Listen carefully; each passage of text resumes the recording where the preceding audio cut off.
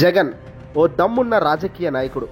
తనకు అనిపించింది చేయడంలో, నచ్చిన స్టాండ్ తీసుకున్నప్పుడు వెనకడుగు వేసే ధైర్యం, ఎంతటి బలమైన నిర్ణయమైనా ముందుకు తీసుకువెళ్లే సామర్థ్యం కలిగిన రాజకీయ నాయకుడు అని చెప్పొచ్చు.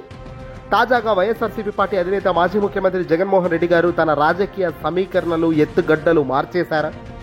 ఢిల్లీ వేదికగా, ఢిల్లీ కేంద్రంగా తాను కొత్త ఆపరేషన్ ఆకర్ష్ ప్రారంభించారా? తాజాగా మారుతున్న లెక్కలను చూస్తుంటే జగన్ లెక్క వేరే ఉందనే అవకాశం స్పష్టంగా కనబడుతుంది. ఆంధ్రప్రదేశ్లో రాజకీయం ఆసక్తికరంగానే కాదు, ఇంట్రెస్టింగ్గా కూడా రోజు రోజుకు తయారవుతుంది. వైసీపీ లక్ష్యంగా ఆంధ్రప్రదేశ్లోని కూటమి రాజకీయ నిర్ణయాలు, తాజాగా ఉపరాష్ట్రపతి ఎన్నికల్లో బీజేపీకి ఏకంగా వైసీపీ మద్దతు, జగన్ సానుకూలంగా స్పందించడంతో కేంద్రం కూడా ఖుషీగా మారింది. ఆంధ్రప్రదేశ్లో ప్రభుత్వం కూటమిగా ఏర్పడి 15 నెలలు కావడం, ఇక ప్రభుత్వం పైన పోరాటం తీవ్రత పెంచే దిశగా జగన్ తన అడుగులు వేయబోతున్నారు. కాస్త ఏడాది కాలం సైలెంట్గా ఉండాలి, తొలి ఏడాది వాళ్లకు టైం ఇవ్వాలి, ఆ తర్వాత మనం రంగంలోకి రావాలి అన్న జగన్ ఆలోచనే నిజంగా కరెక్ట్. ఇప్పుడు జగన్ తన ఆలోచన వేగం పెంచేశారు. జగన్మోహన్ రెడ్డి గారు ఎప్పుడు చెబుతున్నట్టే చంద్రబాబు మోసాలే చేశారు, ఇచ్చిన హామీలు తప్పారు, మాటలు అబద్ధాలనేవి తేలాయి. మరి ఇన్ని జరుగుతున్న వేళ ప్రజల వద్దకు రావాలి కదా, ప్రజల్లో తిరగాలి కదా. ఇదిగే జగన్ కొత్త కార్యాచరణ దిశానిర్దేశం చేస్తున్నారట. ఇక మాజీ ముఖ్యమంత్రి జగన్మోహన్ రెడ్డి గారు ఎన్డీఏకి ఇటీవల ఉపరాష్ట్రపతి ఎన్నికల్లో మద్దతు ఇచ్చారు. దీంతో ఒక్కసారిగా అందరూ షాక్ అయ్యారు. మీ ఓటమి కోరుకున్న వాళ్ళ విజయంని మీరు ఎందుకు కోరుకుంటున్నారు అనే ప్రశ్న వస్తున్న నేపథ్యంలో తాజాగా ఇటీవల జగన్మోహన్ రెడ్డి గారు దీనిపై కూడా క్లారిటీ ఇచ్చేశారు.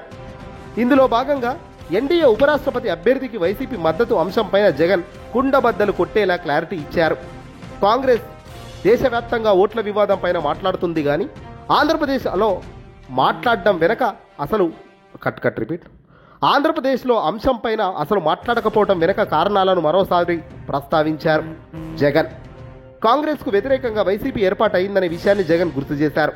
అంటే కాంగ్రెస్ మనకు ఎప్పుడైతే వ్యతిరేకంగా నిలబడిందో, వ్యతిరేకంగా యుద్ధం చేసిందో, ఆ యుద్ధంలో నుంచే మన జెండా రెపరెపలాడుతూ పైకి ఎగిసి పడిందని, కాంగ్రెస్ పార్టీ చేసిన తప్పిదం వల్లే మనం పార్టీ పెట్టామన్నది జగన్ ఇక్కడ చెప్పారు. దీంతో పాటుగా బీజేపీ ముఖ్య నేతలే మద్దతు అడిగారు స్వయంగా. ఎన్డీఏ అభ్యర్థి గెలిచే అవకాశం అక్కడ మెండుగా నిండుగా కనబడుతున్న వేళ వాళ్లకు కాకుండా ఓడిపోయే వ్యక్తి వైపు నిలబడడం ధర్మం కాదు. గెలిచే అభ్యర్థికి మద్దతు ఇవ్వడం పార్టీ వైఎస్ఆర్సీపీ పార్టీ పెట్టినప్పటి నుంచి వస్తున్న ఒక ఆనవాయితీ. అందులోనే ఆ ఆనవాయితీలో భాగంగానే మద్దతు ఇచ్చాము. పెన్షన్లు తొలగించి ఇబ్బంది పెడుతున్నారు ఆంధ్రప్రదేశ్లో. ఇలా అనేక రకాల ఇబ్బందులు ఆంధ్రప్రదేశ్ రాష్ట్రంలో మనం చూస్తున్నాము. వీటికన్నిటికీ చెక్ పెట్టేందుకు జగన్ జనంలోకి వస్తున్నారు. ఇక ఇదే కాకుండా ఢిల్లీ వేదికగా జగన్ కొత్త ఆపరేషన్ షురూ చేశారు.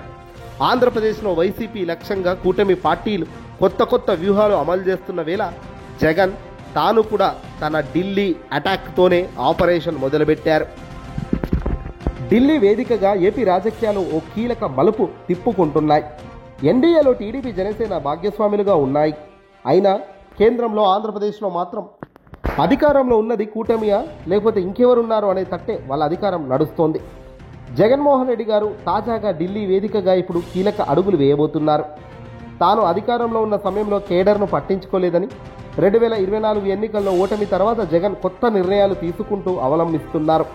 ఈసారి అలాంటి పరిస్థితి రాదని హామీ ఇస్తూనే కేసులు నమోదవుతున్న నేతలు, కార్యకర్తలకు అండగా కూడా నిలబడుతున్నారు. ఇక దసరా పండుగ నుంచి జిల్లాల పర్యటనలు సిద్ధమవుతున్నారు జగన్. వచ్చే నెలలో జరిగే అసెంబ్లీ వర్షాకాల సమావేశాలకు జగన్ హాజరయ్యే అవకాశం ఉందని పార్టీ నేతలు చెబుతున్నారు. ఇక ప్రస్తుతం జరుగుతున్న ఉపరాష్ట్రపతి ఎన్నికల వేళ బీజేపీకి సంబంధించిన నాయకత్వం వైసీపీ మద్దతు కోరడం, వెంటనే జగన్ ఆమోదముద్ర వేయటం ఏపీ రాజకీయాల్లో పెను ఆసక్తికరంగా, ఇంట్రెస్టింగ్గా కూడా మారాయి. ఇక జగన్ కూడా మరింత ముందుకు వెళ్లే ప్రయత్నాలు చేస్తున్నారట. వైసీపీ ప్రత్యేకంగా సోషల్ మీడియా విభాగం మరింత పటిష్టం చేయాలని డిసైడ్ అయ్యారు. తొలుత సెప్టెంబర్ తొలి వారంలో ప్రత్యేకంగా సమావేశం ఏర్పాటు చేయాలని జగన్ డిసైడ్ అయ్యారట.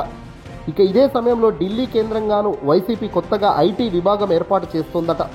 ప్రత్యేకంగా సిబ్బందిని కేటాయించింది. ఈ కేంద్రం నిర్వహణకు బాధ్యతలను ఎంపీ గురుమూర్తికి అప్పగించారు. ఆంధ్రప్రదేశ్లో కూటమి ప్రభుత్వ నిర్ణయాలు, వైసీపీ స్పందన, రాష్ట్రంలో పరిణామాలను ఢిల్లీ స్థాయిలో వివరించేందుకు వినియోగించుకుంటామని గురుమూర్తి చెప్పారు.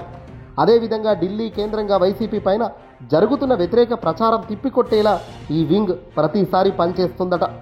ఢిల్లీ కేంద్రంగా జగన్ రానున్న రోజుల్లో కొత్త వ్యూహాలు అమలు చేసేందుకు సిద్ధమవుతున్నట్లు పార్టీలో చర్చ జరుగుతుంది. దీంతో జగన్ నిర్ణయాలు ఏంటనేదే ఇప్పుడు పెరు ఆసక్తికరంగా బాంబింగ్గా అనిపిస్తోంది. జగన్ ప్రత్యేక యాంగిల్స్ ఓపెన్ చేస్తున్నారని, ఢిల్లీ స్థాయిలో జగన్ చక్రం తిప్ప స్థాయిని పెంచుకుంటున్నారని, రాబోయే కాలంలో ఇది చాలా సీరియస్ యాంగిల్లోనే జగన్ రాజకీయ అడుగులు ఉంటాయని కూడా తాజా వినికిడి. వైఎస్ఆర్సీపీ పార్టీ అవరం అసలు ఏర్పడిందే కాంగ్రెస్ చేసిన తప్పిదం వల్ల. అలాంటి కాంగ్రెస్ వాళ్ళకు మనం మద్దతు ఇస్తామా? వాళ్ళ వైపు మనం నిలబడతామా?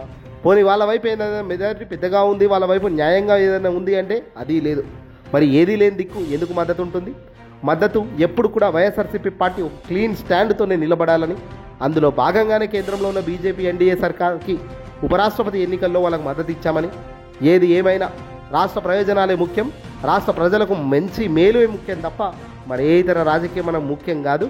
రాజకీయాలు చేయాల్సింది తెలుగుదేశం పార్టీ ఏపీలో మాత్రమే, కానీ దేశవ్యాప్తంగా రాజకీయాలు చేయాల్సిన అవసరం మనకు లేదనేది జగన్ డిసైడ్ అయ్యారట.